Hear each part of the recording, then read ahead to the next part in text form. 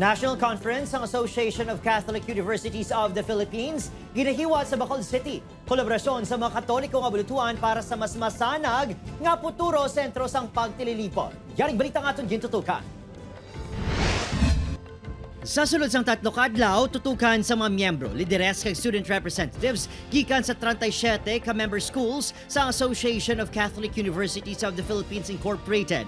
Ang manakainglain nga pagpanghangkat nga ginatubang sang Catholic schools. Kabahin, nga tutukan sa National Conference sa University of St. Nasal Bacolod ang mga tikang agud itibong ang importansya sang Catholic teaching sa mga pamatanon, ilabi na subong nga eleksyon. No, our students are confronted with so many challenges, the challenges of social media, challenges of AI, the problem of environment, all these issues.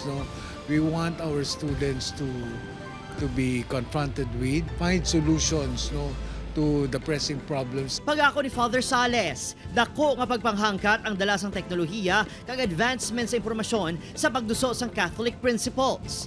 Ang USLS Bacolod nga isa ka member school sang AKUP nagpabutyag sa importansya sang Ten Commandments para palampuwasan ang mga pagpanghangkat sa modern day teaching.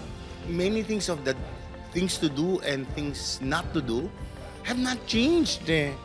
Based on the Ten Commandments, iterations of what the Ten Commandments said. But again, it's now cloaked in a different dress or shirt. Ang 21 anyos si Clark sa University of St. Louis Tugigaraw.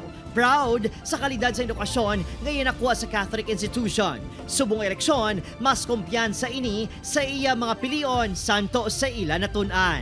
Yung tinuturo sa amin ng aming university, hindi lang dapat makatao, dapat meron siyang prinsipyong makadiyos. Talakayon man sa pagtililipod ang mga mensahe kag pagpanghangkat sang Santo Papa.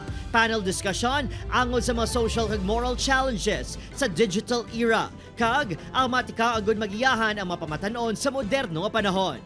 Ang AKUP ang 52 na katuig nga nagaduso sang Catholic education sa Pilipinas. Opon, Kiril Gasilio, Adrian Prietos, 1 Western Visayas.